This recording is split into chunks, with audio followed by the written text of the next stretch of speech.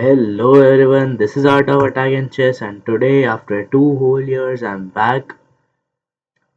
So without any further ado, let's get into this today's video. In today's video I'm going to show you an easy chess trap from White. It comes in the 2 knights defense, max lang attack. So the game goes with e4, your opponent responds with e5, knight to f3, knight to c6, bishop to c4, the very common Italian game, knight f6, and after knight f6 that basically a lot of options. You can go for knight to g5, you can go for d3, the closed Italian, you can go for knight to c3, you can go for castle, everything. But in this game we will be seeing d4. D4 is a very sharp line and I recommend you play it only if you know all theory, because if you mess up just once the game can be out of your hands. So let's get into it. D4, e cross d4, and now castles. There are two options here. You can go for e5, but that would result in very sharp lines with d5, where you will have to end pass or move your bishop, and then after that it's very sharp because the knight is attacked. He can move the knight, and the bishop is kind of misplaced here.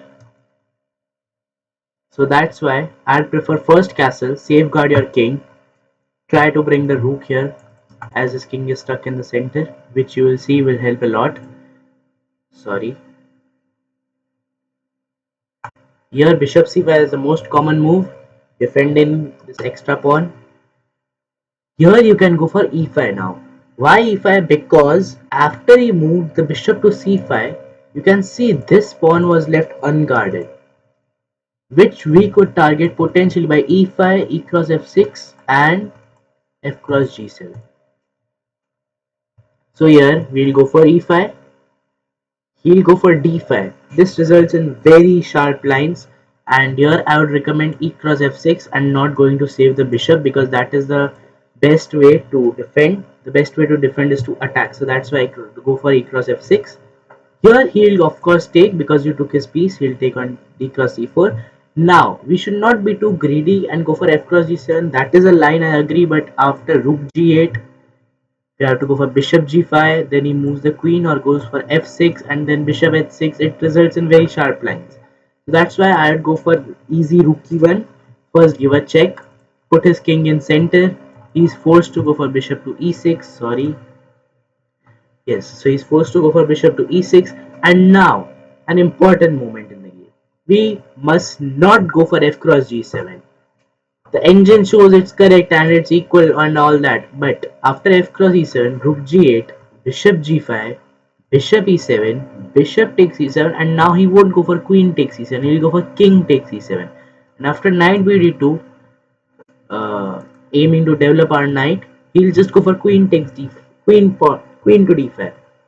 And here, as we can see, it is black who has a lot of initiative. His king looks like he is in danger, but just two moves, king to d7, king to c8, and his king will be safe. And after he takes on g7, our king will be in big trouble.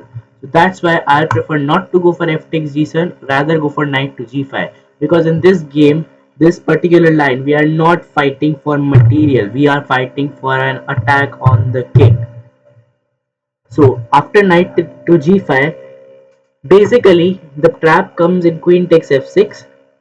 After knight to g5, black has only one move, that is queen to d5, and that is the most accurate move. After queen to d5, we have to go for knight to c3, queen to f5, knight c to e4, and the game goes on.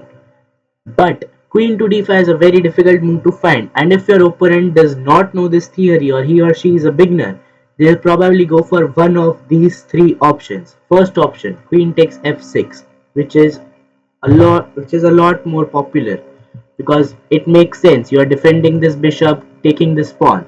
But as you can see, this bishop on c5 is left hanging, and this king on e8 can be a potential target.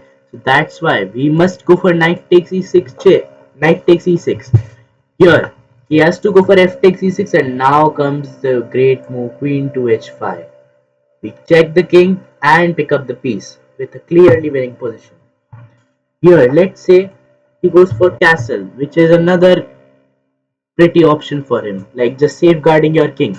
But here, in this position, we can sacrifice the rook. Rook takes e6. Although the engine says that it's not a great move, but it gives us a lot of initiative. F takes e6 and then f7 check, not going for knight takes e6 because after that queen takes e6 will just come. And after knight takes f8, rook takes f8, and this pawn is just going. We can't go for f3 because of d3 check. So that's why knight takes e6 will be a double question mark. Therefore, we'll go for f7 check first. After f7 check, he basically has two options. One, he can go for king to h8. In king to h8, we'll just go for queen to h5, and after h6, boom, queen g6. We hit him with this. In queen g6, queen to h7 is coming a mate directly. So if he has to go for h takes g5, and after h takes g5, he'll come back again queen to h5, and it is a beautiful checkmate. So after, instead of king to h8, he'll probably go for rook takes f7, which makes a lot of sense. But here just knight takes f7 is coming. And after king takes f7, boom, again queen to h5 check. We pick up that piece, give the king a check, and after that, we just have a nice position. So that is for castle. Now another move which is very common here, which is queen to d6. People generally don't like to go for queen to d5 because they fear knight to c3. So that's why they'll go for queen to d6, like not knight c3 is like not coming now. But here also knight takes e6, f takes e6. Now to mention that queen to h5 is no longer coming because the king is still in check, but this bishop is now defended by this queen. So therefore we can't go for queen to h5, and therefore we take on g7. F takes g7. Here rook to g8, queen to h5. Check. King d7, knight d2, an exclamatory move. We are just threatening to activate our knight with a tempo here. Knight e4 is coming, knight to c4 is coming. So that's why in order to prevent this knight e4, knight c5 fork, he is gonna go for queen to e7. And here we can continue with knight to e4. He saves his bishop and then bishop to g5 with a great initiative for white. One funny line here for black will be queen takes g7. We give a check, knight to f6, king to c8. We can take the rook, but here queen to h3 is another good move. Asking him to take this bishop on g5, and if he takes it, we'll just humiliate him and make him cry on the board. Queen to e6 check. Now if you go for king to d8, queen to d7 is just an immediate checkmate, or if you want to make your opponent cry badly, you can just go for queen to e8 check. Rook takes e8 and rook takes e8, a queen sacrifice checkmate. Now that is for king to d8. If he goes king to b8, then you can think for like 5 to 6 seconds because this is an easy mate, mate in 3. So if you had a chance to look at that, the move is knight to d7 check. Congrats if you found it. King to c8 and knight to b6 check. King to b8, and now we sacrifice the queen. Queen to c8 check. He cannot take with the king because of this knight.